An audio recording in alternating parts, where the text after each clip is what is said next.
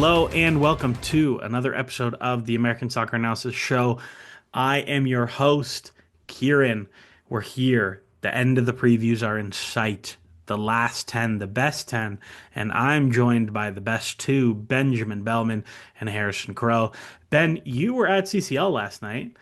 Are Yeah. you still cold? Yes. I've been cold since before that, but now I've been complaining at work like I'm so tired of it being cold. I'm so tired of it being cold. I'm not gonna complain about it What anymore. was your soul warmed by the glory and grace of Georgi Mihailovic banging a free kick into the top corner? Oh my God, that was insane. I just You had this know, like maybe I should record this one, and it's on Blue Sky now if y'all want to check that out. nice. It was so funny. We had it was like the first game of the year that we were like into in the Discord, Yeah. and somebody came in and was like, "It's an empty stadium, CCL, basically a preseason friendly." And this chat is going insane. And it's going to be like Galaxy NYCFC primetime kickoff, and there will be not one message sometime in the next few weeks, which I thought was very, very fun. Harrison, your beloved Seattle Sounders are playing right this instant. Give us the first 20-minute review of the Sounders. Uh, um, they're a little bit more countery than what I anticipated. There's probably been about three or four good through balls that I didn't expect them to play.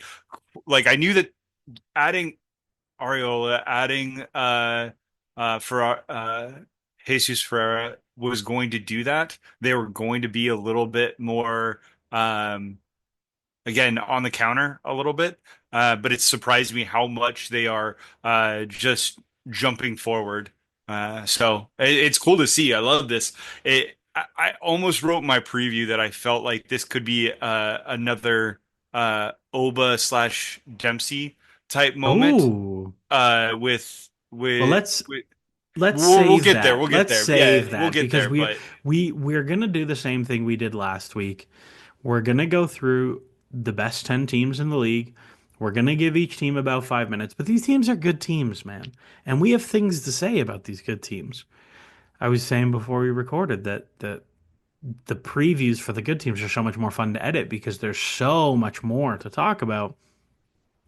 So I'm going to be real liberal with the clock. I'm going to be real let's if the conversation's flowing, the timer hasn't stopped yet, if you know what I mean. So Ben, we're gonna start with you. We're gonna start with Minnesota United. Minnesota United, keep an eye out on some things coming out on their social at some point eventually in the future. But Minnesota United, Ben, tell us about the Loons. So the loons are fun, and the loons I think were like I remember this time last year, everyone was like, "What is Minnesota doing? Like they don't have a coach, they don't have a roster. Like what's happening? Like this team doesn't seem like they're trying." And now it's a year later, and we're like, "This they're a dark horse. Like they could make a real push for it. Like this is a really interesting team."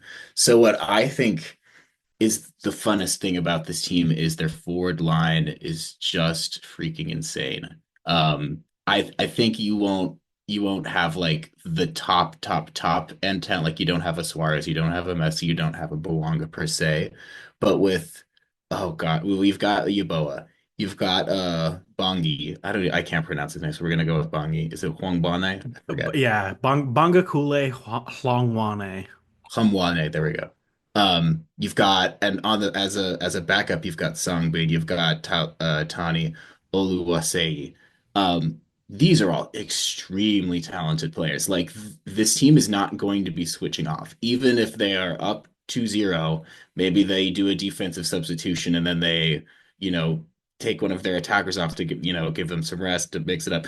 They will still be dangerous. Like this is not a team that you can trust to just sort of sit back and be content with a lead. They can be explosive, and that's just such a fun attack to be thinking about. What I'm not sure about is their central midfield and their defensive midfield, especially now with Hassani Dotson on the trade block expressing his displeasure with his situation in Minnesota after a few years. With him gone, they're one injury from just being paper thin in the middle of the park. I think their back line as well. Like there's some reliable players there. You've got Boxall who's still there. This is a familiar team defensively. They can get exposed. Um, so it's a little shaky, but because they're so dangerous, I think this is going to be a fun team to watch. So I'm interested to hear what you guys think. I think you're spot on about the midfield and also just how fun the attack is.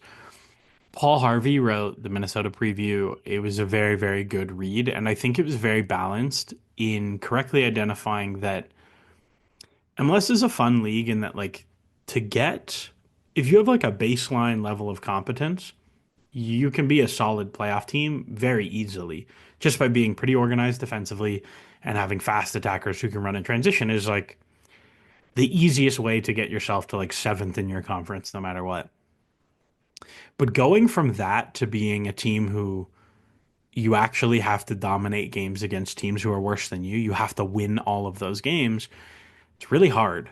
It is by far the hardest jump to make in MLS. We have seen so many teams try to do that and not be able to.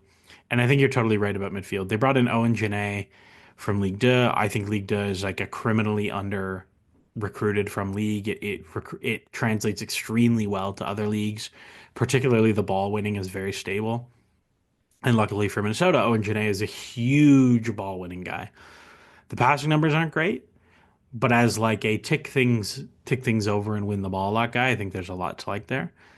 And they brought in Nico Romero, a center back from Argentina, who is like exceptionally defensively active, tons of blocks, tons of clearances. A huge percentage of his pass attempts are progressive. He doesn't hit very many of them, so he's just like flinging them. But maybe that works with their attackers. I think they're going to be pretty good, Harrison. I think they're going to be pretty good, but I don't know if they're going to be like even competitive for the top of the West. Like I don't think they're even close to that yet. I don't know if I agree with you. And part of that is because I feel like so much of what LAFC is trying to do is still in transition. I feel like Seattle's got a lot of games that they're going to have to deal with, and LA Galaxy that we'll cover is kind of falling apart right now as far as their core. I really think this Minnesota team is exceptionally good, and I think their front six is great. I don't think they need their ball winners to do anything but win the ball and then give the ball to Will Trapp, who can just find crazy diagonals and just feed him, let him push the ball forward. They can either I think they have the talent to possess the ball. I think they have the talent to play on the counter really well. The one thing that I'm a little bit worried about is if they decide to go and try to possess games and try to, exert their dominance. I am a little worried about how quickly they get countered. That back line is a little old and it's a little slow. So I think having that new ball winner is going to help, but who knows? Translation is always a weird thing. And, you know, like you said, it seems like they made some good buys. It seems like they made some savvy decisions. We've said that before about teams, so sometimes we just have to wait and see. So if you were to have like one apprehension, Harrison, what would what would that be? What would be your like red flag? Is it just like how do they defend transitions?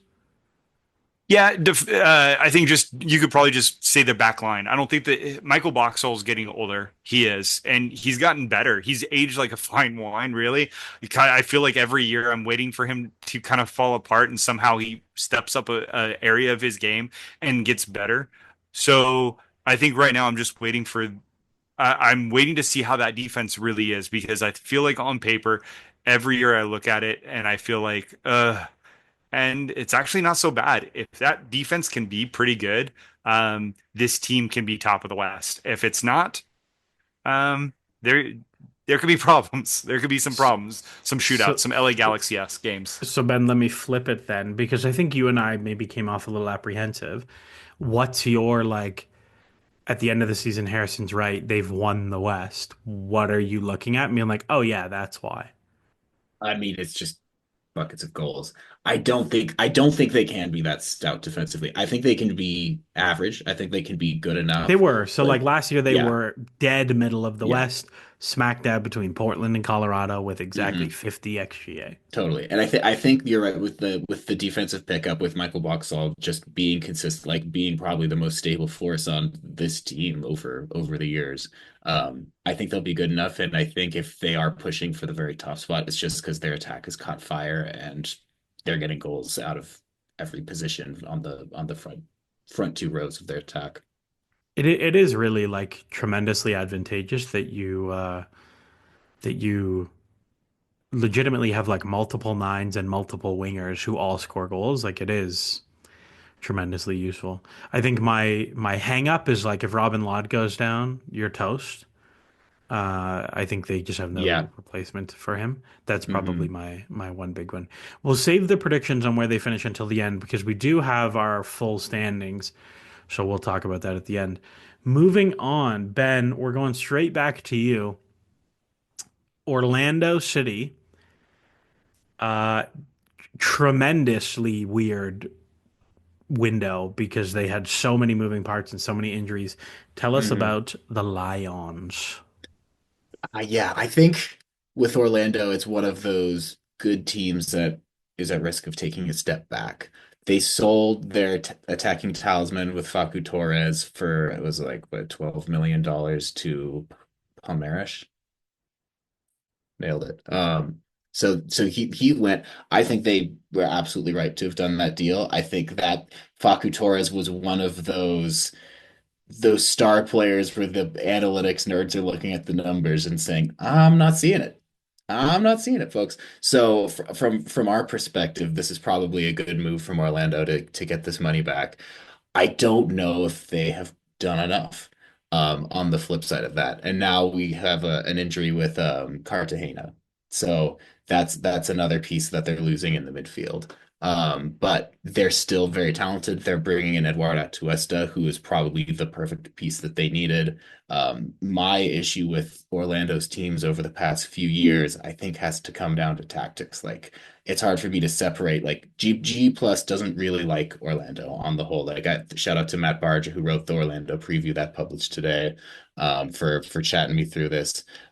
They the system just doesn't seem to spike high on like the raw goal chance creation metrics.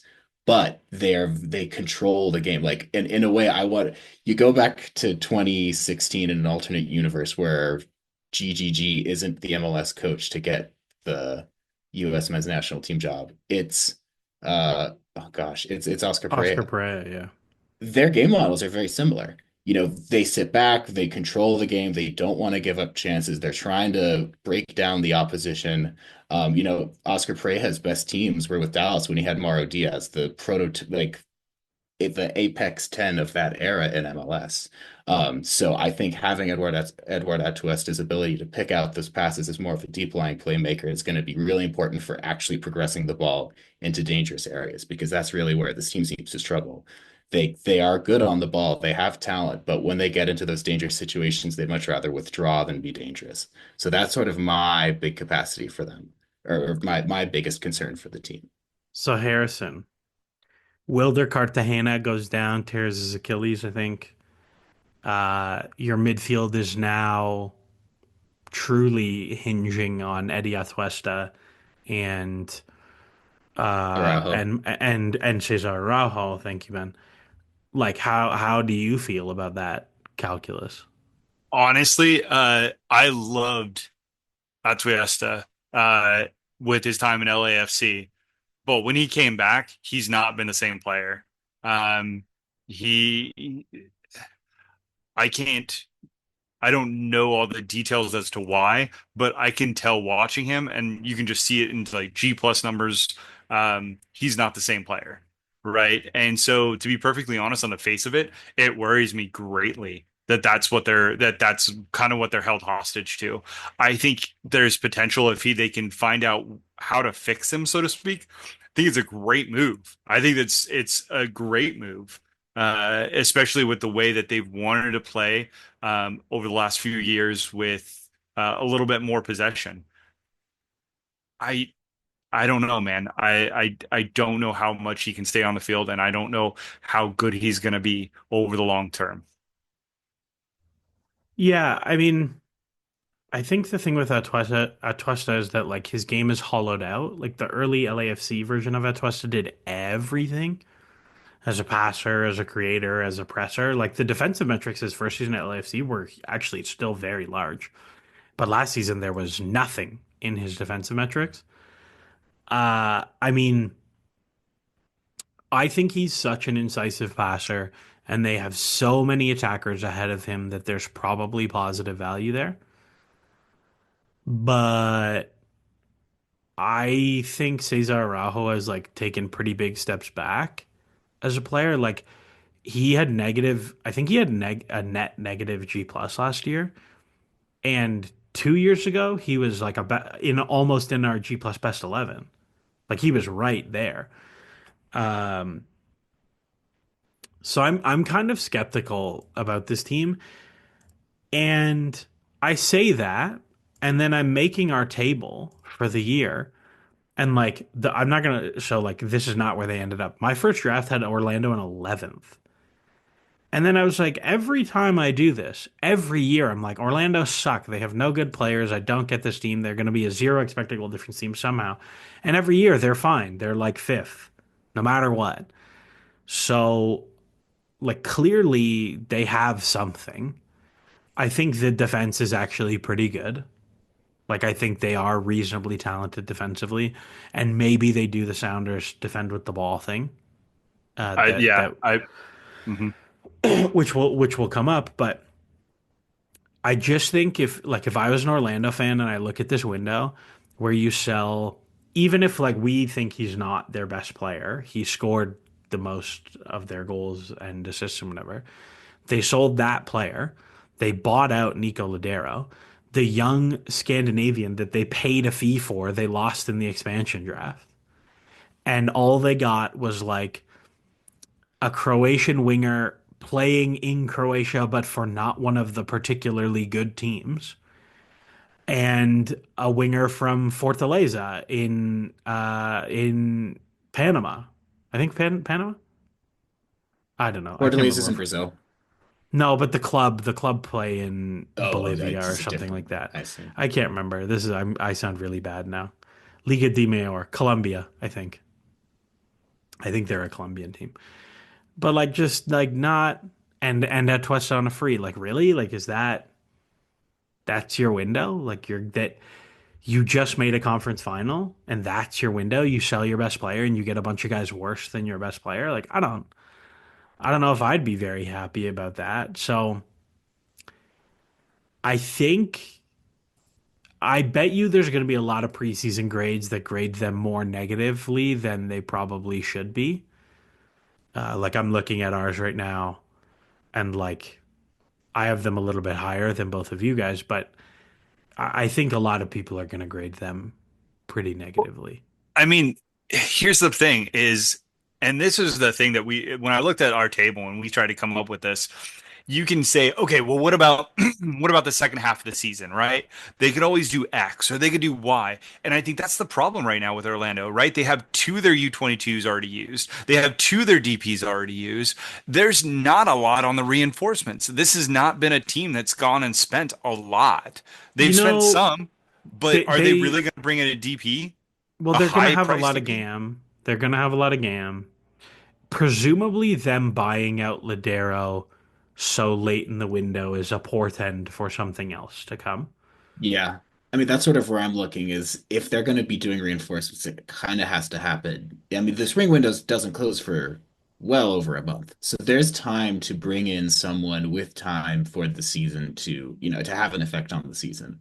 I think my concern is if they wait for the summer window. I forget who posted it on Blue Sky, but like the summer window doesn't open It's until very there's late this yeah, year. that's until like 12 games are left in the season. So you Yeah. Yeah. can't count on bringing in reinforcements and having enough time for them to integrate. Like at that point, if you want them to have an impact, you better be pretty safely in playoff position for that new player to really help you do anything towards the end of the year.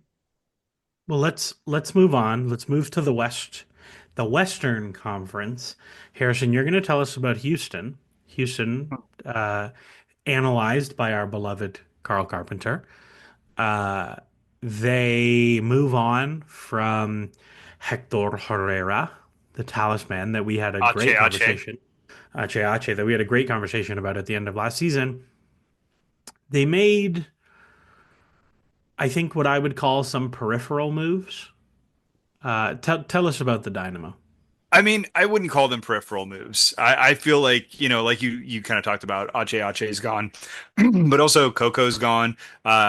Mikel looks like he's on his way out as well. Yeah, that Um, deal, just to pull the curtain back, the preview is done before the Ladero pickup and before Mikhail seems to be, or Mikhail, whatever, is supposed to be gone. He is also off to Palmeiras for a club record fee. These Brazilians buying all the MLS players. Continue, sorry. no, no, that's a great segue. I mean, so in a lot of respects, you can kind of see on the face of it, right? They lose some really core aspects their of their spine. And for a team that's so dependent upon that defense this past year, it's easy to look at this team and say, okay, they've taken a step back, right? Steve Clark's gone as well. This team is not the same team that went out there to the that made the playoffs and made the playoffs on a great defensive record. They cannot score. They have not shown the ability to score on a consistent and regular basis. And yet, there's some things to like about this team, right?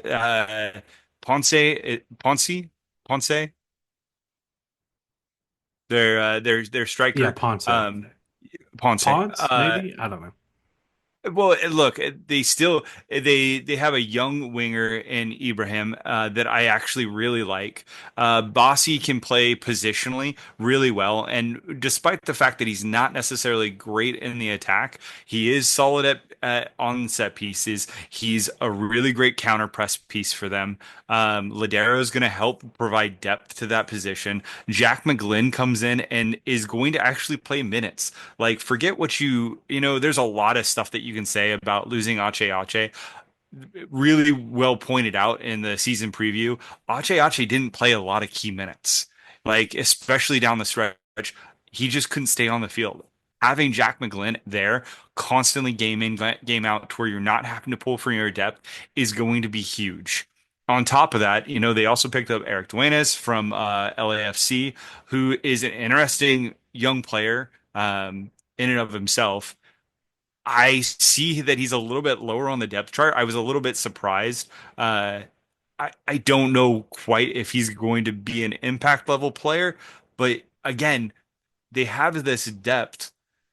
They have Griffin Dorsey, who's like kind of come out of the woodwork and been a really, really good right back. You got Franco Escobar, who's solid, and then Daniel Steres, who was kind of quietly great in the closing weeks to the season, playing depth. So yeah, okay, they kind of seem like they take a step back, but also it's really hard to kind of count this group out. This group has such a hardcore lunch pail mentality, and with Ben Olsen coaching him, like I I can't see this team not being in the playoffs. Like that feels like Yeah. the back's end of the playoffs feels like the floor. And because this team is just so bought into their style, into him, and they're going to play really hard and they're going to play really good defense. So here's my fours and here's my against. I think in my four side, like Ponce didn't play that much because he joined pretty late in the season, but scored at a really, really solid rate when he Yes. did play. Aliyu Ibrahim does some stuff. He's not super productive, but for a team that is now going to have significantly more passing due to Jack McGlynn, he's a tremendous depth runner. I think there's a lot of value there. I think a player who didn't play very much because he tore his ACL in I think his first game for them is Lawrence Anali, who has now been out for 200 days. You would expect that he will come back before the summer window. They paid a big fee for him as a winger. He had really solid numbers in Poland, which has not translated to MLS super well, but again, is like a winger who can score goals. I think from that point of view, I'm like, okay, positives. You have Yeah. runners and you have passers. I can see it. Artur was one of the biggest ball winners in the league last year, has always been a solid passer.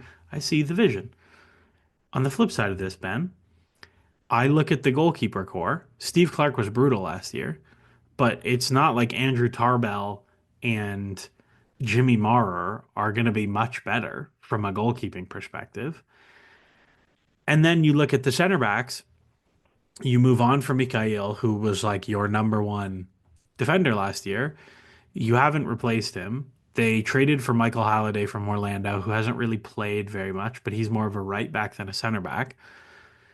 And it's like Daniel Steres and Ethan Bartlow and Eric Sviatchenko, and it's just like not a very convincing center back core. And so as much as I think, okay, yeah, like they were a 43 XG4 team last year, which is horrific. Like that is next to SKC in Dallas and less than the Earthquakes. And yes, they were only a 45 XA team. Like even if you get 7 goals better, are you also going to be 5 goals worse on the other end, Ben? I mean, I think so. I think this is the team where we're gonna not necessarily see the most movement on the table, but certainly the most movement in terms of like action in the games. Like they're gonna be weaker, but they're gonna be more dangerous. So I think that's gonna be at least fun to watch because I remember trying to tune into some Houston games. Like for a while, me and Carl have like anytime Houston and Colorado playing, it's like a 0-0 draw, and then they squeak out a weird goal right at the end, and we're like, yep, this is the worst game we've ever watched yet again. Uh, like it's just been brutal. I don't think that's going to be this Houston team. They're going to be on the front foot. They're going to have Jack McGlynn putting the balls, all over the field. And I think if they're going to have to defend with the ball, but that means that they're gonna be punished for it. It's gonna be similar vibes to Minnesota, I think, for that. It not for different offensive tactics, but I think the result's gonna be similar in terms of what we see in their matches. I think I'm more negative on the scene than both of you guys looking at our tables. So we'll come back to them when we give the tables. But yeah, I think this is going to be a particularly divisive team in the rankings. Harrison, we're sticking with you and we're sticking in the West. Your beloved Seattle Sounders. Ben and I are clearing the paint out. Go ISO. Tell us about the Sounders and what you like this year. I need a precursor and say right now I actually think I'm lower on the Sounders than both of you looking at the table and looking at our notes. I think that you guys are higher on them, and I think there's a variety of reasons for that. I think this depth that the Sounders have is probably one of the deepest teams that they've ever had. Um, they are two back in just about every single position. You can go down the line and say, okay, who are we starting today out on winger? Are we going to start De La Vega? Are we going to start Ferreira? Are we going to start Areola? Are we going to start Rothrock? Are we going to, there? And then you got Georgie Monangu as well. Up top, you have Morris, you have Ferreira, you have Albert Rusniak, you have in the attacking midfield, Obed Vargas, João Paula, Christian Roldan.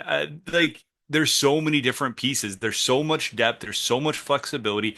They can play just about anything they want from a 4-4-2 to a 3-5-2 to a 3-4-3. Like it's very, very flexible and customizable. And there's not a weak spot on this team. You can look on the back line and you can see, man, they have prime Nuhu, they have prime Jackson Reagan, they have uh, Yamar, who absolutely still owns at center back. One of the probably easily top, you can almost pencil him in to be a top 10 center back this year.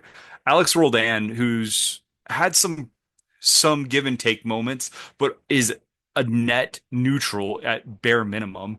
And then on top of that, you're adding young guys like Reed Baker Whiting. Oh yeah, we also have Stuart Hawkins. You have a huge amount of youth as well Sid coming up through. Brunel. So yeah, yeah, Sid Brunel, who just had amazing uh what is it? Pro MLS Next Pro. Next Pro, thank you. Yeah, he G did have a plus very strong numbers. season. I remain skeptical on how that actually translates to MLS, just because he doesn't have the size yet, but he knows what he's doing. He's was tremendous in preseason, at earning a spot on this team. It's going to be a really, really strong team. The counter to that is they're probably going to play about 45 to 50 games. And It's a lot of games. that's a lot of games. And it's not as if it's one part of the season, it's No, throughout it's the season. always, it's the whole way. Yeah, it's at the beginning of the season, it's at the end. So it's a lot. They're going to have to manage this squad very tightly. And there's one thing that we've always learned about the Sounders that they're always going to deal with injuries. And that's kind of a bummer, but that's every team. Every team has injuries and everybody has to deal with it. And they're probably the most equipped they've ever been. But if that's the case, what do they sacrifice? Do they sacrifice that tournament? Do they sacrifice their regular season? I'm inclined to believe that they're gonna push forward in all the tournaments, and they're gonna say our stuff is good enough to get through the regular season.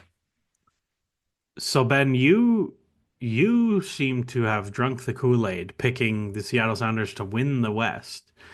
If at the end of the season you're right, what's the number one thing that you're like, yeah, that's why I was right. Obviously, I was going to be right. I knew exactly all along. I mean, it's the depth. I mean, and I think that's the key point Harrison was hitting, and that's why I picked. I mean, I think the theme for me and all of in where I was going is I'm thinking through. Can this is like there's multiple tournaments. There's going to be the summer slog year after year. It comes down to who can survive the injuries, who can survive the international competitions with players leaving for international duty. That's what really matters when it comes to the table at the end of the regular season, and that's why I think Seattle are going to be in first place. I don't know about playoffs. I have them in my head as they're going to be in the Western Conference Finals.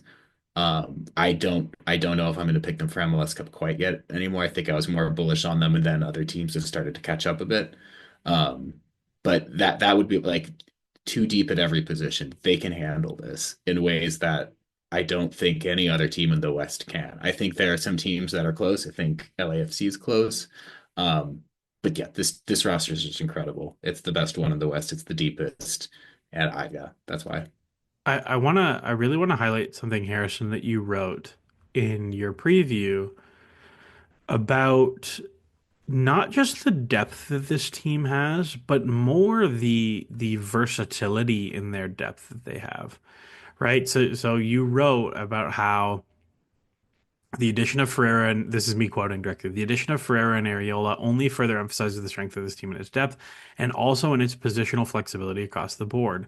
Both Ferreira and Morris can play on the wing or in the nine spot. Ferreira has spent time behind a true striker. Roldan, Rusnak, and De La Vega can all fill various needs either in the 10 spot, while Roldan and Rusnak can drop deeper into midfield. De La Vega can play out wide on both sides. And then you go on to talk about the fullbacks, and there's more and more and more. And I think the thing for me, why I'm so high on the Sounders team, is not just that they're deep, because we've seen teams that are deep. The thing with depth is like, if everything goes well, you never have to use it. To me, the thing that I think is so positive for the Sounders team is that their players can do many different things. Like if you look at, for example, the Sounders tonight are playing based on FOTMob. Harrison, you can tell me if this is wrong. I'm not watching the game. They're listed tonight as having Paul Areola as the nine and Jesus Ferreira as the 10 behind them. Is that factual? No. Okay. All right. Yeah, Who Trust's is it? Fop Is it Mob. is it Morris as the nine and Areola wide Yeah, and yeah. Ferreira behind him? Okay, but already, so now we have Roldan and Vargas as a pair. You have Areola and De La Vega as wingers, and Jesus Ferreira playing as an orthodox 10 behind a stretchy 9. But there's going to be games where actually Ferreira is the 9 and you're going to play Morris as a wide forward. And there's going to be games where Areola plays as a really aggressive fullback. And Well, there's going to be yeah, that's where he's actually really kind of playing. I mean, it's kind of interesting to even go to that. Areola is playing more of a fullback because is in it a back five with Areola as a wing it back? is it is Well, more of there a you back go. five. And So, but is they it didn't start Del out that way. So is it De La Vega and Ferreira as two tens underneath Morris, or is it it is. Ferreira and Morris as a pair? It seems like it's more of two underneath, but even then, De La Vega is going out wide at times. So there you So go. So now we talk about this, right? And like from one lineup, we've changed zero players, and we've gone from a 4-2-3-1 to a three box three to potentially a 3-5-2. In moments, that's going to be a 5-4-1 to defend. Like you have all these different options to set up that like if you have to problem solve in a game, you don't need a sub to do it. If you're playing LAFC one week and the next week you're playing New York Red Bulls, you can do wildly different things while keeping your best players on the field and using them in different spots. And even from like a skill set standpoint, like if Jesus Ferreira isn't scoring for a stretch of time, okay, that's okay, Jesus. Like you don't need to score. We'll lean into your creative abilities, and you're going to create all these shots for Jordan Morris and De La Vega. And like if at the end of last season you were like, give me the red flag. Why are Seattle going to be bad? I was going to say De La Vega is not going to score enough goals this year, and he's going to stink like he did in 2024. This guy scored in basically every single preseason game. He scored against Antigua and Antigua got him Guatemala today. I don't know. I'm not watching again. Maybe he stunk and it like hit him off the elbow and went in. But if he's going to score goals, this team's going to be really, really, really, really, really good. And I don't think there's a way to get away from that. I know, I think that that's a good summation. If the Sounders aren't elite, and I think they're going to be good regardless, right? I think everybody all agrees they're good regardless. The difference between them being elite and being a top of the table type team is whether or not they can score goals, because Can that's been their biggest weakness, and they can I don't give you have. my actual biggest red flag? Do it. Let's hear it. By far my biggest red flag and the thing I worry about the most with this team is the goalkeeping. Stefan Fry has been like extremely not healthy. He's also 38. And when they have had to play Andrew Thomas, like he's just not great. He's fine. And like I think if you want to be a legitimately exceptional team, like you need good goalkeeping. And Is that to that me is the one I look at and I'm like, is that something where in 3 months and it's just not looking good, you can do an internal league loan? No. I don't know. No? I think they're pretty And like gammed out. So I don't think they Are could they? really do anything if they wanted well, to. not only that, but Andrew Thomas is the heir. He signed an extension last offseason for Oh, multi years. Like he's Andrew Thomas is your guy as the Sounders. Like they have determined he is going to be the guy, right? And like you said, he's not been great. I will caveat that with he was really good during the Open Cup, um, both in PKs and multiple PKs. So I feel I just get that nervous. I just get nervous about these. I get nervous about these 27-year-old career backups who've played like 20 pro games. I get real nervous. here's the thing to be less nervous about. The Sounders, I believe, I don't have it in front of me, but I want to say they were sixth in shots against, like total. They don't I give can up a check. lot of shots to save. They That's do an fair. That's excellent fair. job of preventing a shot from occurring. And because of that, they're I think you minimize the impact your keeper has in saving and impacting a game. Now, I think the key difference is you rely on your keeper to make those big saves that he shouldn't make, right? That's where You Stefan Fry comes in, and that's where he's a difference maker, is he makes saves he shouldn't make. Can Andrew Thomas do that? That I think that's still debatable. I've seen him do it in the Open Cup. The question is, can he do it, and is it repeatable in the regular season when he's asked to? you are factual. They did concede the sixth fewest shots. They're pretty strong in that metric. So maybe it'll be fun. Maybe it'll be fun. All right, let's move on because the Sounders got their love. Harrison, we're straight back to you, buddy. RSL. I'm gonna say before you tell us about RSL, this team's gonna honk. They're gonna smell like dirty laundry. Tell us about Yeah. this team. I don't know how to take that. Is that like they're just good? You're gonna have to expand upon that before we even get it anywhere. Do you feel like they are just gonna be terrible as in bad, or you feel like they're just gonna be terrible as in they're gonna do a lot of dirty stuff? As in, I picked them to finish 13th and thought that was kind. Oh, snap. Like I don't think this team is even a little bit good. I have actually I was gonna say I have no idea how they finished a plus 12 expected goal difference, but I do know how they finished the plus 12 expected goal difference by having Chicho Arango and Carlos Gomez play out of their minds and Anderson Julio have a career year, and then all of those guys are gone. Yeah, this has been, it's definitely a And step back. replaced with way worse players. And then you have today, um, what's his name? Elias Manuel is like, I'm not going there. I'm not Well, going to Utah. this isn't today, right? Like Elias Manuel, for those that don't know, has been MIA for He did not months, right? report. He didn't report to training to camp. He has been off in the nether regions of space for all we know. Like he's floating around somewhere. Who knows? But for I thought sure, you were going to say he was in the Netherlands. I was like, why do you know that? Why? It's because that's where all the good coffee shops are. First of all, yes. Second of all, hey, look, they don't need necessarily to bring in guys because they already brought in a lot of different guys, right?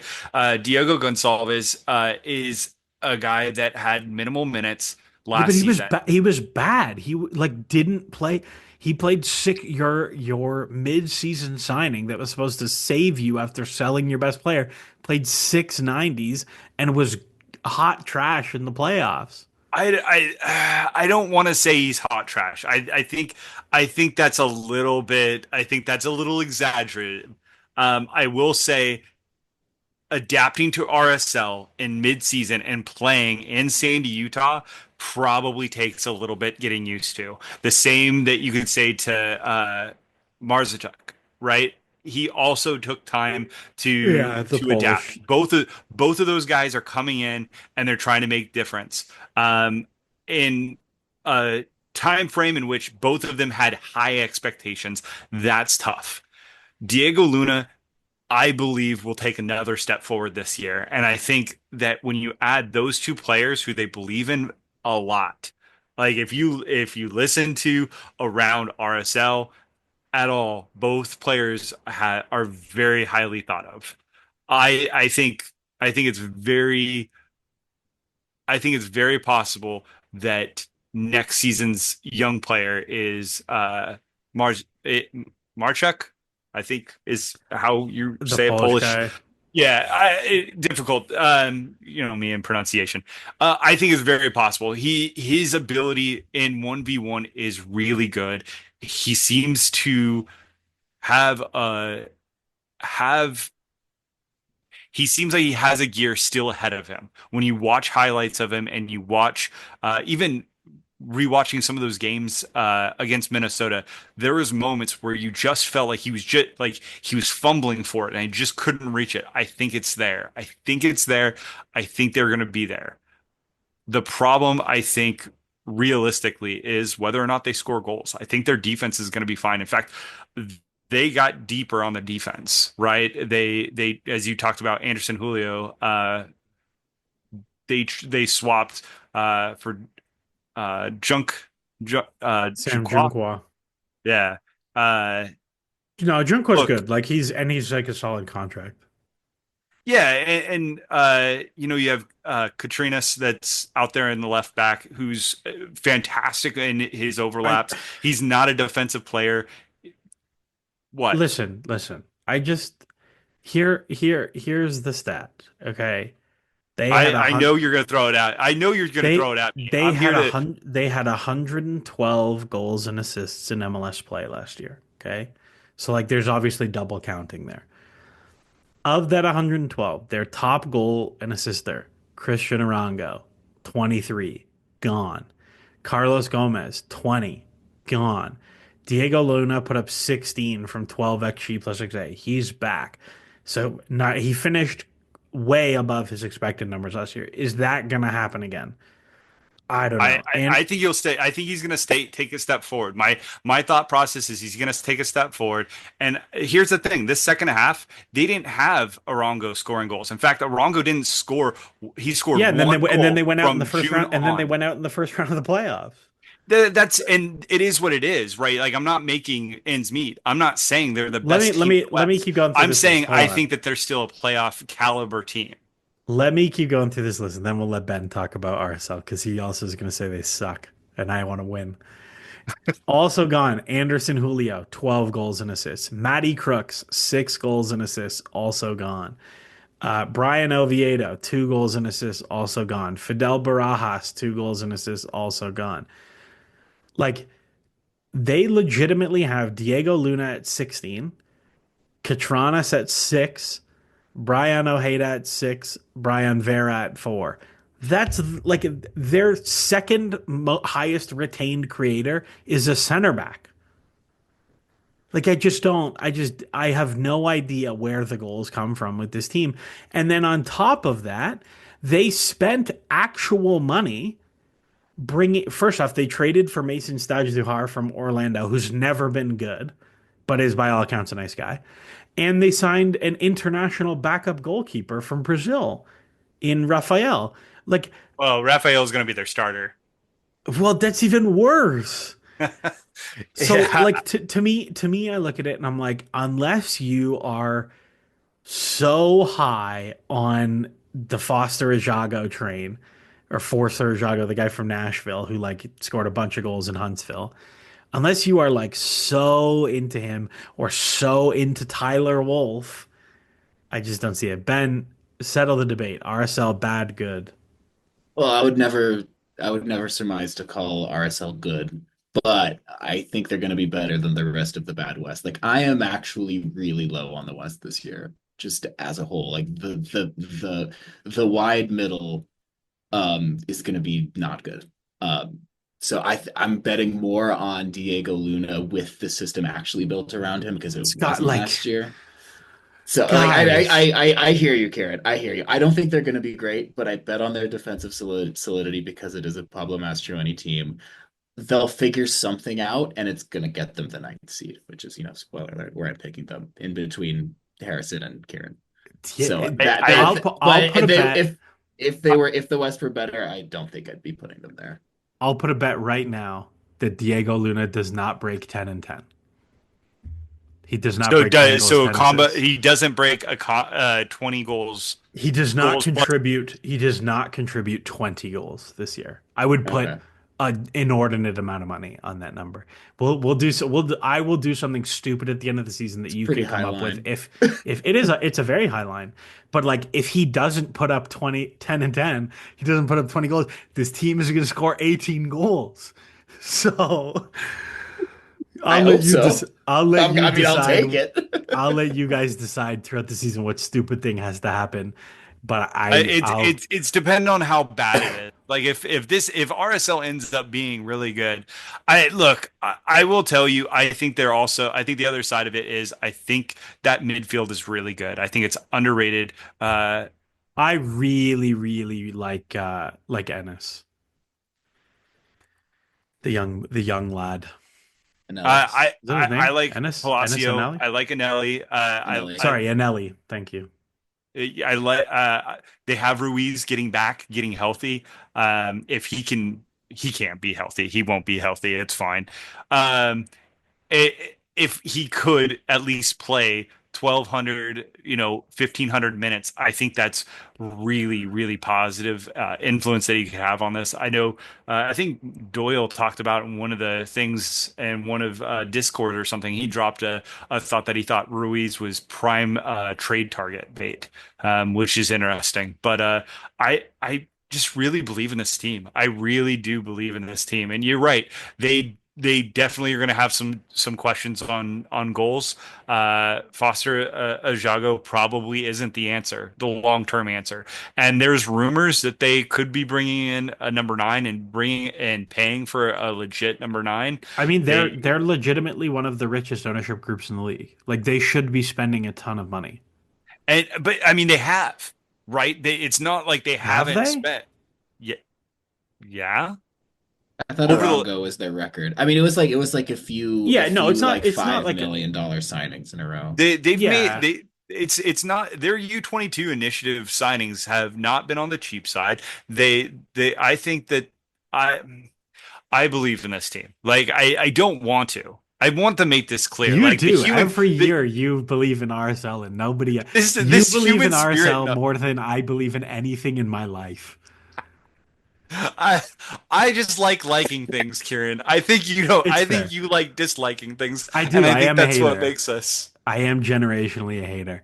Speaking of being generationally a hater, I am not a hater of FC Cincinnati, which is where we are headed next.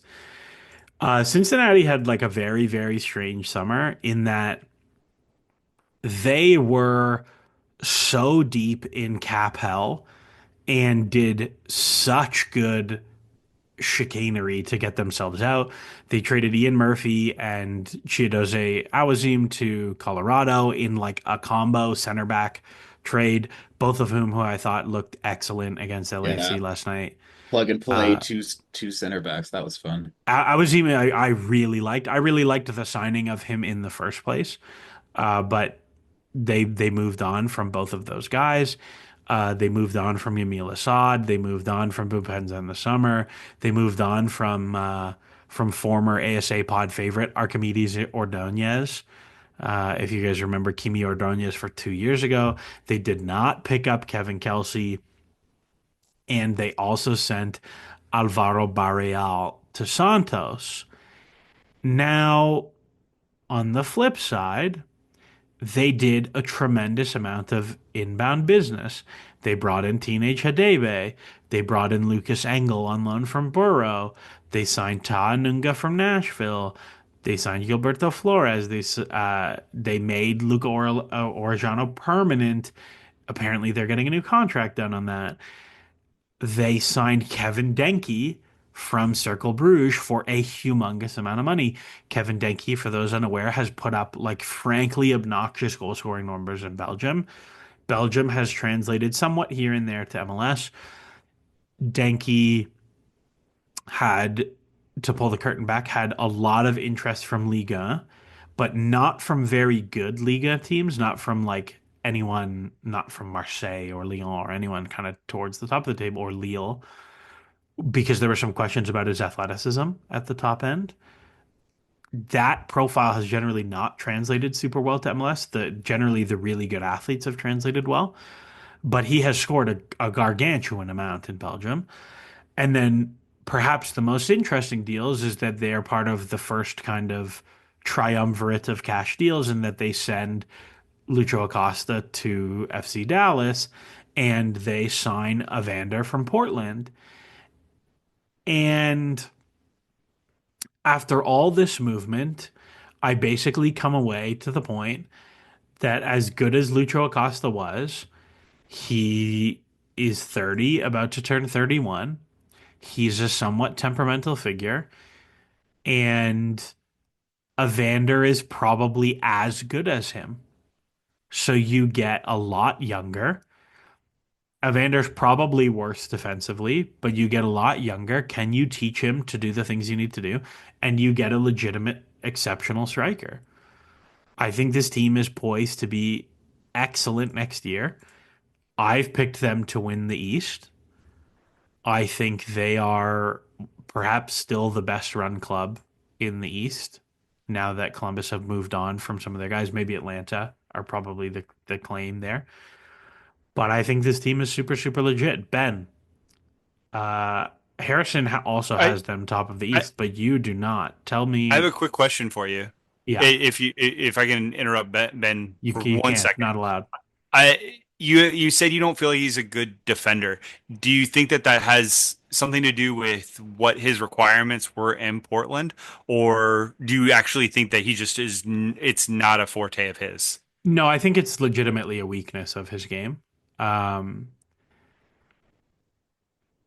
I have heard that a big part of him moving from Midtjylland to MLS and not to a bigger European league is partially because he was entirely uninterested in defending. He did not press, is what I've heard. I don't know how true that is. You hear lots of things about moves that happen, but uh, I think it is a legitimate weakness in his game. At the same time, like he's 26, he's not 36. Lucho Acosta at 26, that guy had never heard the word defending. So if you go back and watch his time at DCU, he would just stand in the opponent half until he had the ball. So it's, I think, fixable. Ben, you have them third, whereas Harrison and I both have them winning the East. Give me your number one hesitancy with this team. I'm thinking I don't know. I think I'm kind of second guessing that a little bit now. I think I was more betting on Miami and Atlanta than necessarily betting against Cincinnati on this.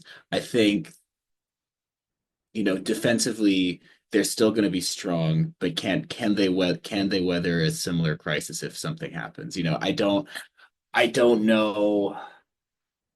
I don't know so much there. I'm also not sure.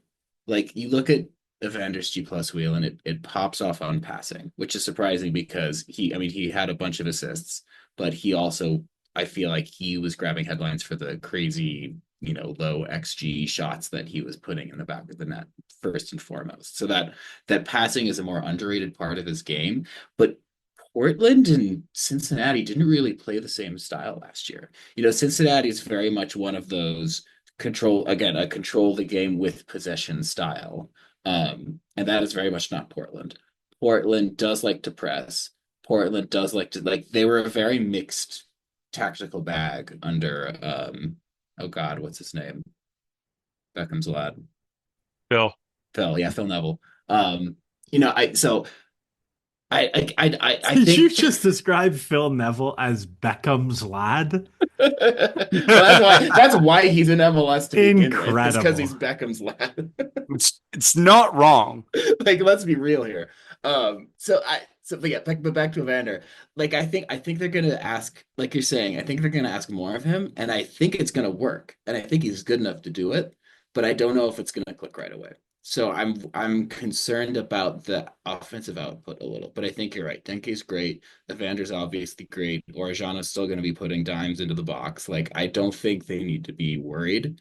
I think I'm just I think I'm betting a little more on Messi, and I think I'm betting a little more on Chris Henderson just stacking the hell out of Atlanta. And it's gonna be close. Like those three are the three. I just think it's gonna shake out that they are the back end of those three at the top. Yeah, I mean, I think the big thing to like really contextualize is like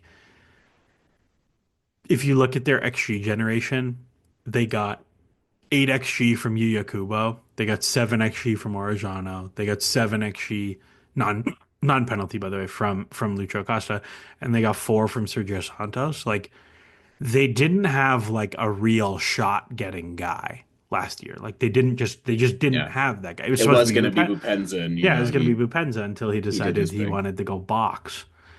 Uh, but He like and you go Latko back, should hang out. yeah, but you go back to this team when they had Brandon Vasquez, and like this team was a an East contender, right?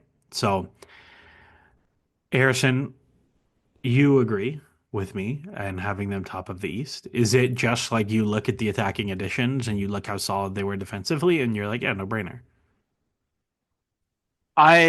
Yeah, I'm actually questioning more of my decision. I feel like I kind of went with the fact that I think Miami's going to pull back. I don't think they're going to be as good. I think Atlanta's going to be very good, but I also think Atlanta has more deficiencies. So kind of in the same way that Ben wasn't necessarily betting against Cincinnati, I'm not necessarily betting for Cincinnati either. I feel like they just have the least amount of holes. I agree with you. I think Kevin Denke has a great profile coming out of the Netherlands. I think that he could absolutely tear up this league. But we've also seen guys that look good on paper before. So yeah, there's there's questions on this. I question their defense. I think that if you keep asking about the red flags, right? Uh, I kind of worry about this back line. This three back that they have is The nice. center back spot is real thin, It especially after moving Awazim and Ian Murphy. Yes, agreed. And not only that, but I still have some questions on their left back, right? I know they went and they paid and they got a player out You of you know what where did though? Lucas Nagel come from? Engels was playing for Middlesbrough in the championship. Engels is a very solid player, and I I think has yeah. played a solid amount of center back as well. So I mean, but that's not what they use their left back for. Now it might be that Orgiano is just different. They're gonna structure their team a little bit differently than how they have in the past. But Angel's not gonna be the same. He's not gonna be the overlapper that Orgiano obviously was. Orgiano is much more attacking friendly. But So he's it's still, just gonna be kind of but he's still there. Like I think there is some like amount of Columbus to the way their wingbacks are, where like they're just going to be productive because they're in the spots. You know what I mean? we'll see. We'll see. As you said, I'm high on them. I'm sharing my yellow. I think that I don't even think they have red flags at this point. I think that they're more orange and yellow. That's fair. That's fair. Yellow flags, beige flags. Moving on. Ben, Los Angeles Football Club, devastated, devastated by your Colorado Rapids. I actually thought LAFC looked like not bad though, given the circumstances. Yeah. We, I think, as a group, are quite high on their chances this year. Harrison and I have them top. You have them second in the West. That Igor Jesus guy I thought looked quite nifty given the circumstances of the game. Tell me about LAFC. Where are you at? I'm high on them. I think they're going to be a great team. I just like it's not often you get to watch a team live before you preview them. So I'm just gonna like it was exactly what I expected to see. Like they're doubling down on their go into the defensive shell. Like what it was like the 10 minutes into the game and everyone's freezing and LAFC's got like 11 players behind there behind the halfway point and Colorado's just dinking it around standing here. And I'm like, of course this is how this would go. Of course. But they came out of their shell a little bit. They are fast on the transition. They've got dangerous players. Both sides were, it's cold. It's the first game of the season. Like it was just not clean. So I don't think any team is going to be clean. We were just watching Miami tonight. They were certainly not clean. Similar conditions. So they're going to be great. Like they have their identity. They have a solid, really talented roster that's mostly geared towards that style of play. And I will say mostly because we look at center forward for this team. They brought in a Bobasi who's great. He's going to be a backup to Giroud. Giroud, I think, looked good yesterday. Like he was making hard runs. He was committed despite being a legend. He shouldn't have to put up with playing in freaking Commerce City in February in 0 degrees. Like I still can't believe that happened. Um, but I'm concerned that he doesn't fit this team. And Kieran, we were messaging about this. I was like, okay, so he was just straight trash according to G Plus for LAFC last year. What does Davies have to say about this player the past 5 years when he was in Europe? And Davies loves this guy. For Milan, for was it Chelsea before that? Like he just was created, like he fired on all of the stats that Davies is checking for.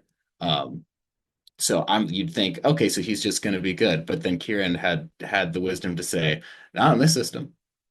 Like he's used to a possession style. Yeah. And my snarky retort was, well, they're just trying to be France 2018, like tactically and roster wise. They're just trying to win a World Cup, I guess. Could work. They could pull a Chicago Fire. If But this team was 7 years younger, they'd be great. yeah, but this, so you add Griezmann to this. That's something else if they can I actually pull that is off. that gonna happen though? It could. The thing is I think it depends on how happy Giroud is in 5 months.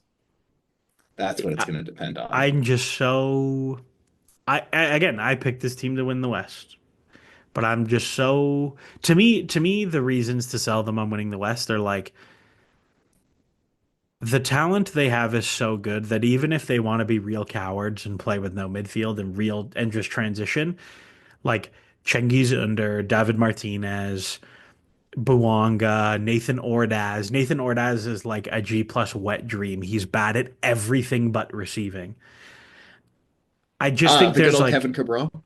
yeah. Well, Kevin Cabral apparently wins penalties in his sleep and dribbles through 8 guys in the box. Yeah, no, he's a wizard all of a sudden. But I just think like they have enough like pace on the break that even if they're like, no more passing, just transition, they'll be fine. And if they do decide, let's actually play, like they do have enough in Igor Jesus and Timothy Tillman Well, Mark and Delgado, I think that's a great pickup. Like I think and that's Mark. low key the pickup of this offseason is getting Mark Well, Delgado. and I think Mark Delgado especially is we talk about Seattle's tactical flexibility. Mark Delgado can be a suffer ball eight or he can be an excellent possession eight. His passing numbers historically have been gargantuan in MLS. He is an excellent forward passer. Harrison, LAFC, presumably you and Seattle have to hate them this year. What's the weak spot? I don't. I told you. I just like liking things, right? Like, listen. I will forever always adore Ryan Hollingshead. He does so many good things. He's just he's a yeoman. And look, this team is deep. And there's a part of me that actually hopes they don't get Griezmann. I hope that they f figure out that this just doesn't work with Giroud. And I think Giroud, I'm with you, Ben. I think that if they played a possession style, and I think they actually, I'm going to go on a crazy ledge and say, I think this could be a possession based team if they wanted it to be. I think they have the pieces to do that. Yeah, Here's yeah, the for deal. sure. I don't think that's the best version of them. And I agree. I think you give Jeremy Bose up top and you tell him to go and get and do run-ons along with Boanga and Under, and it's going to be really freaking fun. And you have Delgado, you throw him forward, either being, like you said, an insufferable eight or just passing. Like Tillman Agor, Jesus was phenomenal last night. I liked him a lot. Um, yeah, there's not a lot of weak spots on this team, and they're so flexible in their in how they want to play. I just think that adding uh Griezmann would kind of it just wouldn't be fun. It wouldn't be fun. It would be I blowing did something up Griezmann's beautiful. I really think this is a fun team. Take out Giroud and add in Harrison. Cabral. Will be Why fun. do you hate France, Harris? Harrison is the guy who like before Miami got Messi was like, I don't even want Messi. I just like the team we have. Like Phil Neville's doing a great job. Four diamond two, man. Like we made the playoffs. I don't even want Messi. Like Leo Campana is the truth, man. That's First of all, you were correct. or like the Brooklyn Nets fan before they signed KD and Kyrie, and you just love the D'Angelo Russell playoff team. The NBA is dead. I don't know what the NBA is. I'm All from righty. Seattle. All right, that's the perfect sign to move on. Next up, Columbus Crew. I was certain I was going to be the biggest hater on the Crew in our rankings, and I ranked them the highest of the three of us, which is quite surprising to me. I have truly hated basically everything they've done since Bez has left, and Isatal is a very bright guy. He was in Toronto for a long time and was very well respected. But I deeply do not like the moves they've made, with the exception they brought in Lassi Lapalainen. That guy is going to absolutely cook for Wilfred Nancy. They brought in DeJuan Jones in the summer. They brought in AZ Jackson in the summer. They move out Aiden Morris in the summer. They move out Yaya Boa. They move out Christian Ramirez to the Galaxy, who are going to come up later. They move out Hinostroza. They move out, most importantly, Cucho Hernandez. Late in the window, it's a big bid. Listen, if this team does not have Cucho, it's going to become vague U-shaped passing very, very quickly. And as much as we talk about how beautiful the system is and we talk about how incisive the play is and da da da da da da da, we saw in the playoffs last year that if Cucho doesn't have big acceleration moments, they struggle to break teams down. They had a very hard time breaking the Red Bulls down in the playoffs. They did not do a good job of it. It was like the Red Bulls got their transition moments and then they defended it a deep five. And the ideas were good, but like the reality of the level of MLS is that the average player is not so talented in possession that you can't just defend in a block. It's why being competent in your structure is so effective. And I look at this and I'm like, all right, who's the guy? Who's the guy who's going to break teams down? I think I will be editing Elliot's preview tonight, so we'll see what that looks like. But I'm pretty skeptical about this team if they don't have a big move coming in the next little while. And like this Cucho move happened so late in the window and the Euro window's closed, like who are you getting? Or are you waiting till the summer? And if you're waiting till the summer, oh no, I don't like that one very much. Harrison, uh, are you as concerned as I am? Oh yeah, deeply. I like, seriously, I really wonder how good this team is going to be. Their midfield needs help. I worry about who's going to step into that role. Darlington Nagbe has another year on his legs, and his legs did not look like they were going to hold up at the end of the season. Like that's a huge concern. Like before we even start talking about breaking down teams, because breaking down teams is the luxury that you have that you've had over the last few years as the Columbus Crew have been the best team at doing that.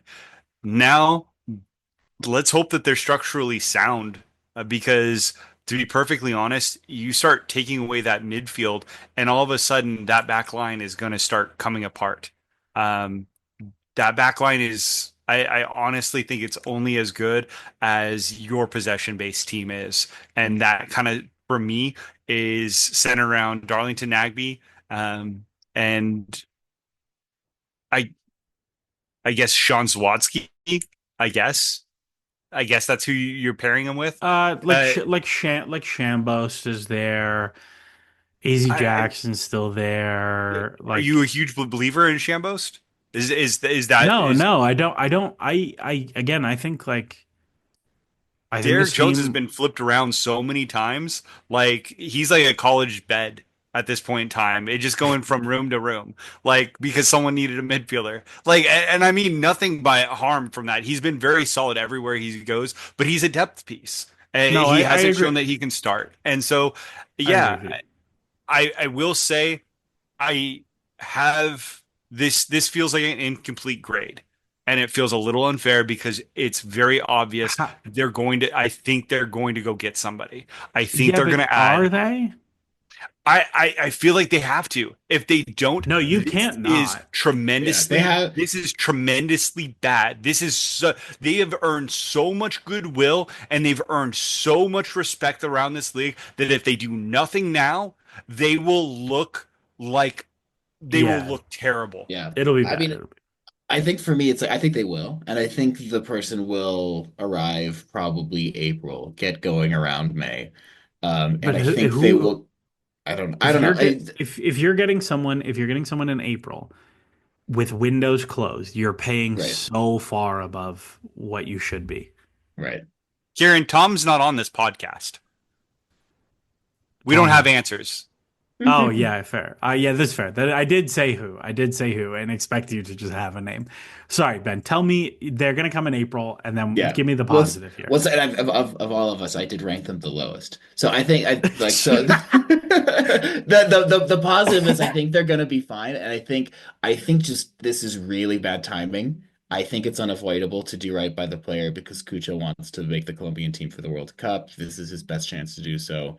How I think I think you're just in a bind and you've got to eat this first half of the season a little bit and how much do hope you that you're think? good.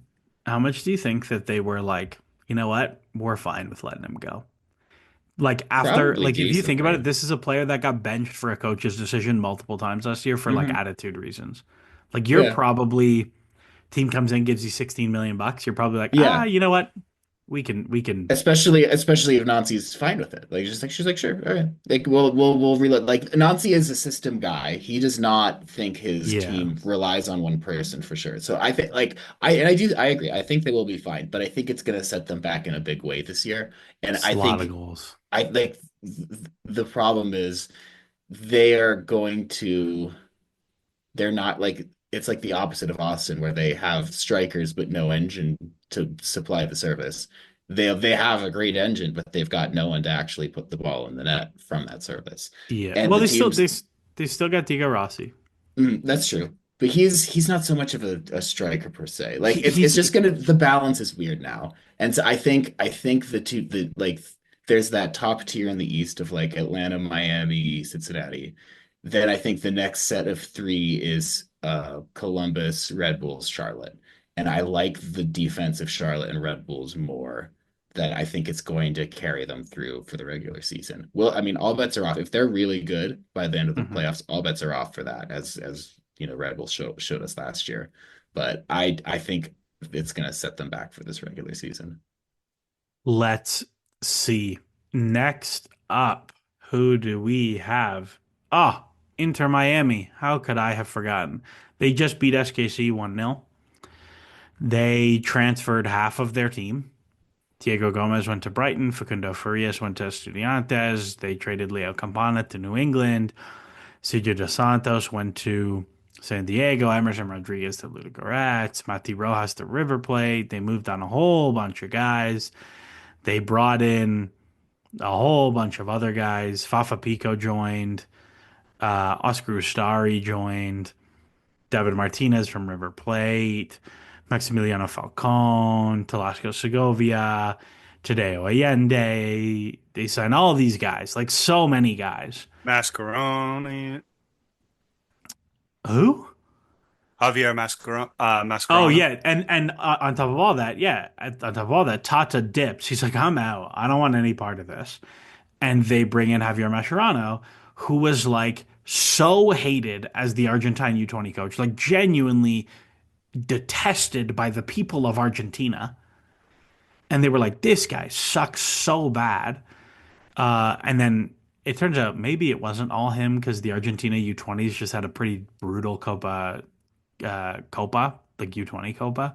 So I don't know about that one, but like if it was Messi and Friends before, it's Messi and Friends like to a whole nother level now. And this is a team who had extremely unusual metrics in 2024 in that they had a plus 30 goal difference on a plus one expected goal difference. G plus did not like them. They were an average G plus team. And we've talked about this a little bit in that like they're really unusual because excuse me, they're really unusual because their predicted G plus and their predicted expected goal difference based on player quality informed models. So to give some backing, when we do a lot of our projection stuff, we start as a baseline with like Messi has this much G plus, Suarez has this much G plus. You do the whole team, how good should they be? Their predicted G plus and predicted expected goal difference were huge, much closer to their actual goal difference. I think we predicted something like a plus 22 expected goal difference and they had a plus 30 goal difference. But their actual expected numbers were way worse. And that's very, very weird. In the first draft of the 2025 projections, Maddie stuff has them like fifth or sixth, I think. And it's mostly because it's like I have no idea how to handle that they sucked last year, but were also good at the same time. So it's the math is very confused. And as such, I am also very confused about this team. And I just look at like Messi's a year older, Busquets a year older, Suarez a year older. None of their other recruitment moves me particularly. They had to move a lot of their good and energetic young players like Diego Gomez and Leo Campana. And I look at it and I'm like, don't see it. Not for me. I like Fafa Pico. I think he will thrive running off of Messi. I think he'll score a lot of goals running off of Messi. But other than that, I look at it and I'm like, can't quite get there. So I have them in second anyways because I'm a coward. But I don't think they're going to be the second best team, if that makes sense. Ben, Inter Miami, you liked them ahead of Cincinnati. Sell me why you feel that way. I just can't bet against the talent. Like I think even just tonight, Messi dribbles three players and puts it in. Like I don't know if we can bet against this. Like this is where the numbers truly feel broken because we have the best player of all time and certainly not the best league of all time. And the big questions are how much can he play? Last year they won without him, but this year he'll be able to play a lot more.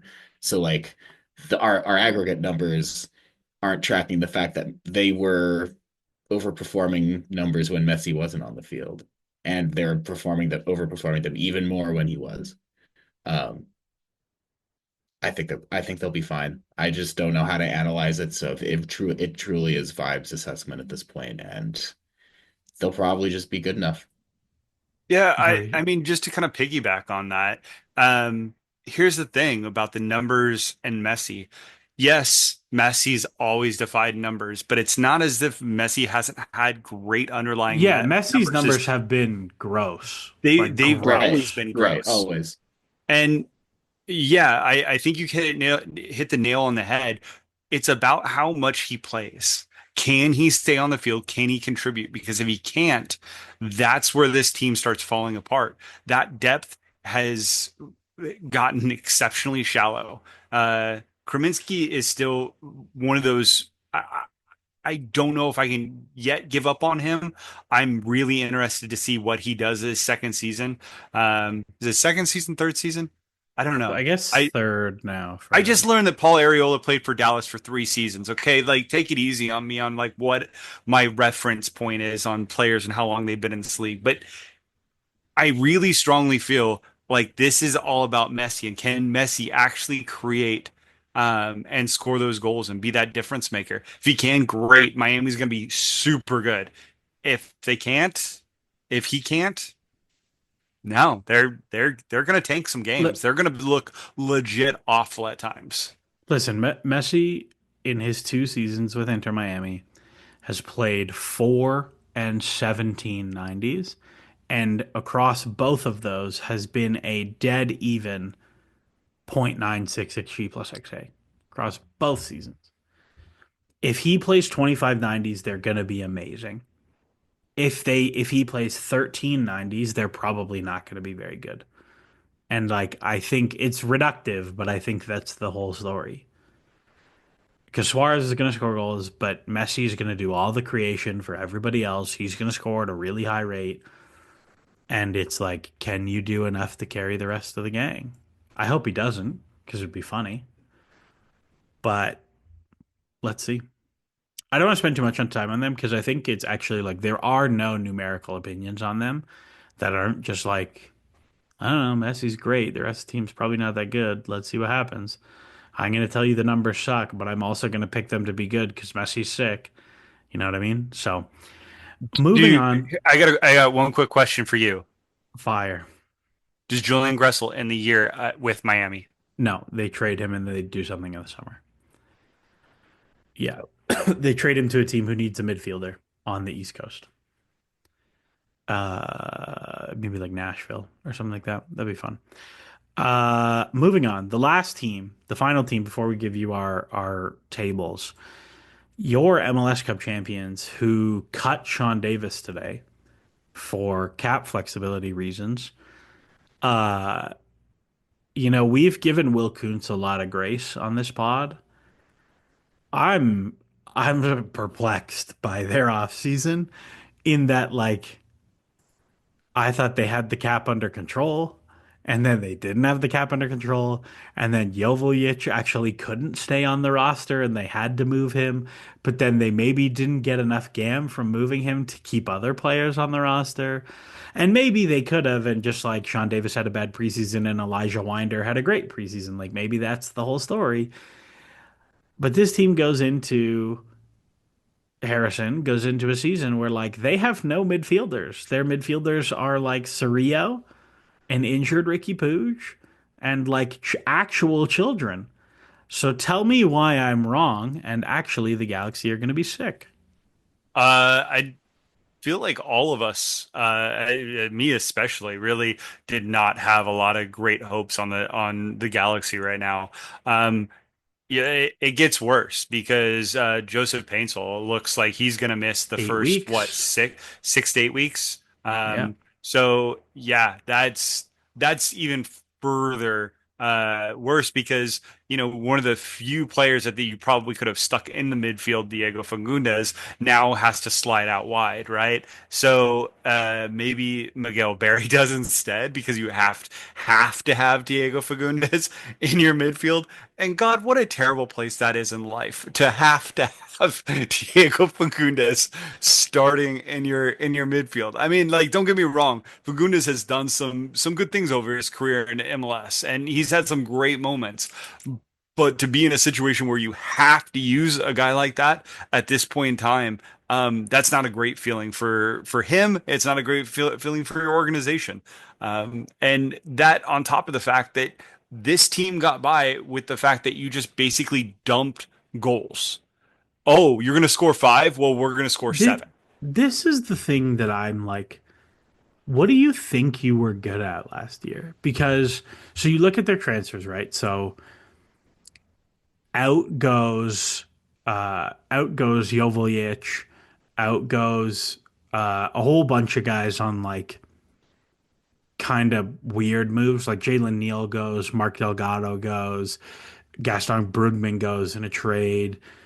Want to talk Um, about that Neil here in a second, but yeah, keep going. yeah, like those guys all go. Joveljic goes right, and in comes like a center back in Zonka.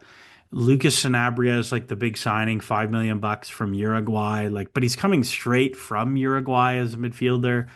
Like, how good do you think he's going to be right away? Elijah Winder, they pay a pretty big fee for from USL. Right. Yeah. They go get Christian Ramirez as like their nine guy, but like, is Christian Ramirez going to be your starting nine? Is Royce going to be your starting nine? Like, what does that look like? I just am like, you destroyed teams with goals last year. Like, why are you trying to do other stuff? So Yeah, Ben, I like, agreed. like you, I don't know. I'm like, if I was a West Coast fan, I'd be way less worried about this team now than I was 6 weeks ago. Hmm. I don't know. I think I was I think when I set these lines, I think or my rankings, I think I wasn't assuming Paintsel would be out that long. It was definitely before uh Davis was dropped. Like Yeah. and that's not like the Davis is gonna like, oh, you cut Sean Davis, so I'm gonna drop you from third to sixth. Like that's not where I'm going No, with no, that. no. But I think the plan was always to shift away from the game model last year. And like you cannot rely like I don't think they're gonna keep open the possibility that Pooch comes back by the end of the year and that they'll be in playoff mode. I don't think you can rely on that. I don't think you can even for the playoffs. And at that point, what's his fitness going to be like? What's his sharpness going to be like? Can you rely on the team being as good with that strategy? Flip on a switch come October. I don't think that's smart. So I think at least you're keeping your most important pieces, which are your dangerous wingers. Like all of the DPs are staying. I think they're all on contracts through 2026, so you can still run that back once Pooch is healthy again. I think Ramirez was good enough to be a starting nine at that point, but I think he had like we've talked a lot about roster flexibility and tactical flexibility. I think LA is going to have to rely on that, and I think they'll be fine. Like I don't think they're going to be as dynamic. I don't think they're going to score nearly as many goals, but I think they're going to be more solid defensively than they were last year. I think they're going to be more organized. So I think they're just as talented as like the best like I think they're more talented than Colorado. I love Colorado. I think they Yeah, fit together probably. so way, but they're like just baseline talent. I think they're better. But maybe, but like I know, no, not maybe, definitely. They're definitely more talented than the Rapids. But I think in terms of like minutes averaged talent, I think they probably Hmm. will not be because Yes. Puig is going to miss so much of the year, Yes. and they're so thin. And Think you wait. I want you to go back there. You think Puig is going to play this season? yeah, I think he'll play. Unless the season is lost, like in October, like they're gone. Yeah, I think he'll play. I think he'll play, but I don't You think gotta. he'll be the focal point. I also think his knee will be. I think he'll have a fine recovery because he's so small. Like, just think about it. Like, the guy weighs 110 pounds. Like, how much is he really gonna put? How much weight is he really putting through that knee when he recovers? Like, that's a very cynical way to look at it, but I think his recovery will be mostly fine. He's also not that like Pooj is not an amazing athlete. Like, if he's a yard slower, it's not really a big deal. I think that I speaks agree with more to that. his recovery time to me, but Yeah, fair that's what I'm enough. saying. Like, I think he'll be Right, but I'm saying fine. not being a tremendous athlete and not having that, Oh, I I see think what you that that mean. slows your progression. I think Maybe. that makes you less likely to come back quicker, and so that's been my experience. But I don't know. On the flip side, maybe because I feel like he's got to be driven doing something.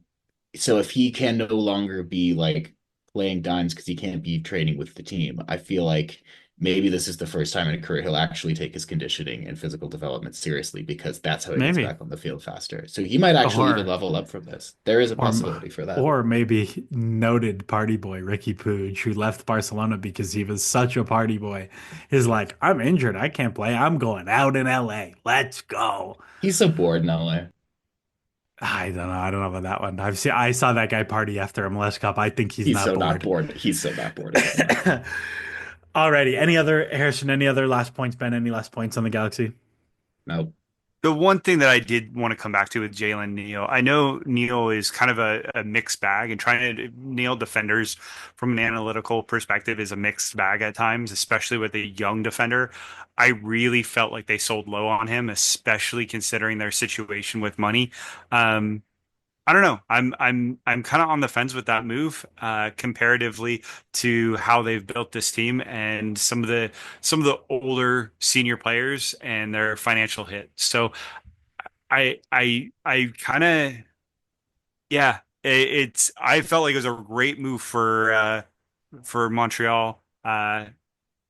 I don't know about the Galaxy right now. I, I'm still trying to process this. I think when you put it in the context of like they needed Gam and to clear salary, it makes sense. Like it's not like he was so productive for you that he wasn't more useful on on a U22 contract. That's a fair point. So it is what it is. Of their selling moves, that actually may have been my favorite. Because I think it like made the most Oh, sense.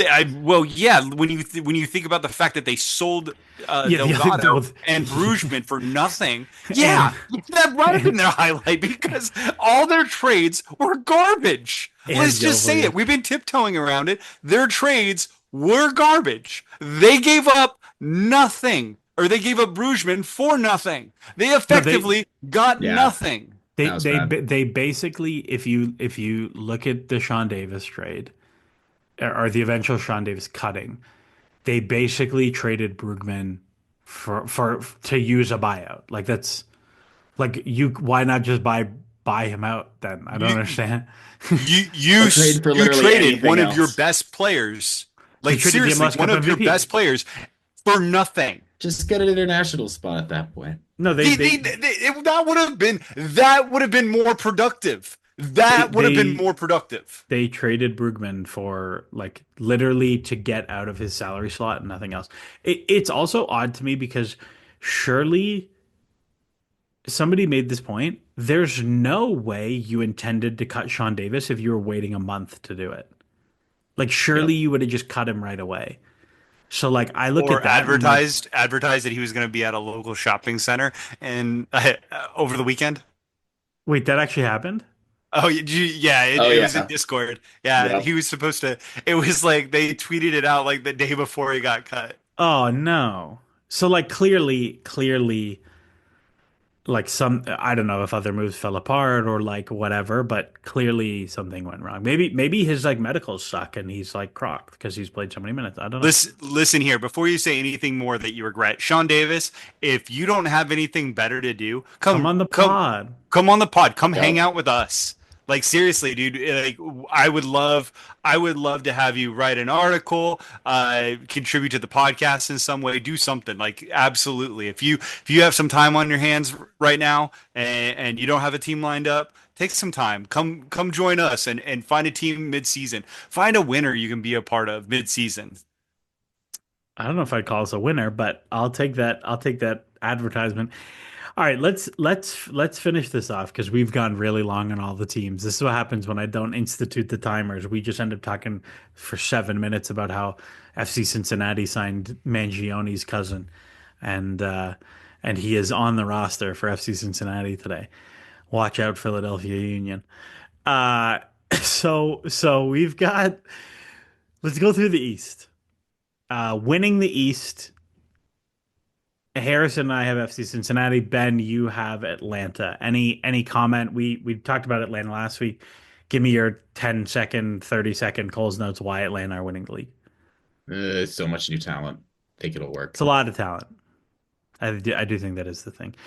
We've all got the same top three in the East: Cincinnati, Miami, Atlanta, in some order.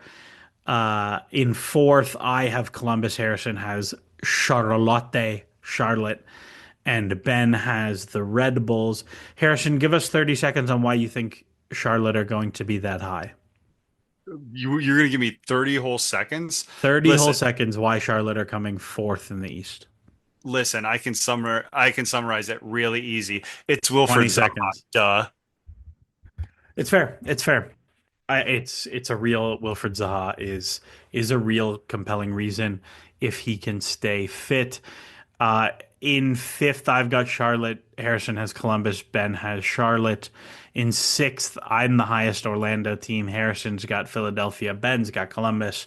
In seventh, I've got the Red Bulls. Harrison and Ben, you've got Chicago all the way up in seventh. Ben, sell me on Chicago all the way in seventh. I think they'll be solid. I like Berhalter's style. I think it's fitting the players that they're bringing in. I think it fits Acosta well. Yeah, I just think it'll be good enough. And again, I'm not high on the middle to lower teams on either of these conferences, and I think they're just going to rise above those other teams. It's very reasonable. As we've said, be competent. Easy way to get yourself into seventh through ninth in your conference. In eighth, I've got NYCFC. Harrison has NYCFC. Ben has Montreal. We're not even going to talk about that because I think that's pretty wild.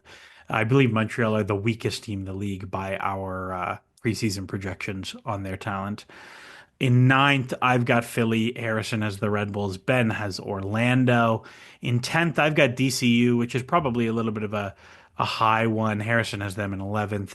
Ben has them in 14th. I just think Benteke is quite good. And I think their style is like if their goalkeeper doesn't concede 20 more than expected, they should be like pretty close to the playoffs.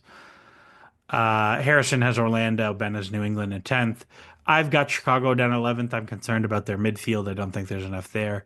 Harrison has DCU, and Ben has NYCFC sliding all the way down to 11th. Anything in particular? Is it just the lack of DPs? Is that what has them there for you? Yeah, I, so like Sam too. yeah, Uh, yeah. yeah.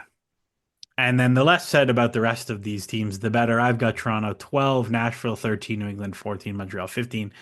Harrison has Nashville 12, Montreal, Toronto, New England, and Ben has Nashville, Philadelphia all the way down in 13. A little bit surprising. DCU, then Toronto. In the West, and we're going to post these pictures so you can like laminate them if you're a team and hate us. And then maybe a social media person will tweet it out. Harrison and I have LAFC winning the West. Ben has Seattle. I've got Seattle second. Ben has LAFC second. Harrison, Minnesota, the Loons all the way up in second. Harrison and I have Colorado third. Ben has the Galaxy. I have the Galaxy fourth. Harrison has Seattle fourth. Ben has his own beloved Rapids in fourth. I think it's kind of like a pretty. We all have the same top five in different orders, with the Galaxy and Minnesota kind of rounding up that rear. I don't think there's anything too crazy in that group. I do think there is a pretty clear top group in the West. After that, we see a lot of variation.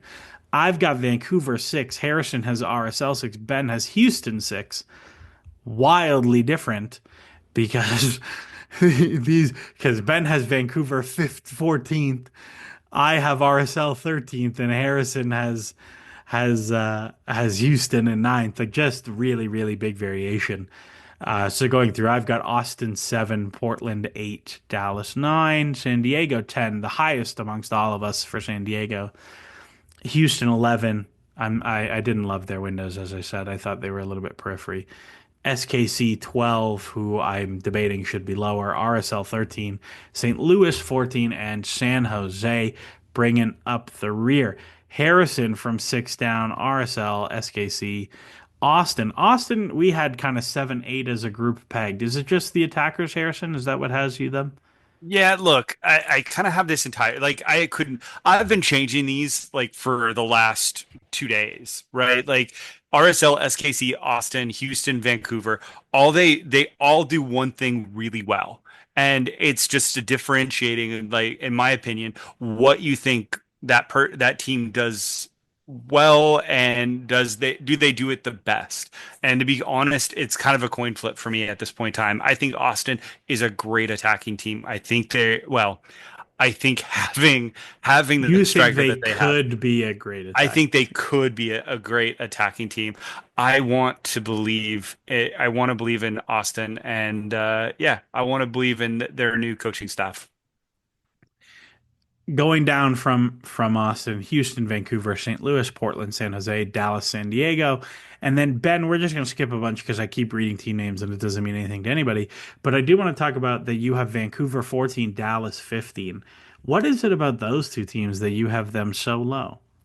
So Dallas, it's the additions, and I like it just But doesn't they're fit good for me. additions. Lucho Acosta is a good player. I don't think Lucho can help this team. Ooh, I don't see what like they got rid of their talent. Like they got rid of Areola, they got rid of Ferreira. They have Pedro Musa. I think he'll score some goals, and I think Acosta will assist those goals. But like, I'm not so convinced. And I especially am not convinced by their defense. I just think they're just going to be a sieve, and that's like Nikosi Tafari is gone, right? They traded him to LAFC, or was it yeah. Tuma? No, and Tumasi's also gone.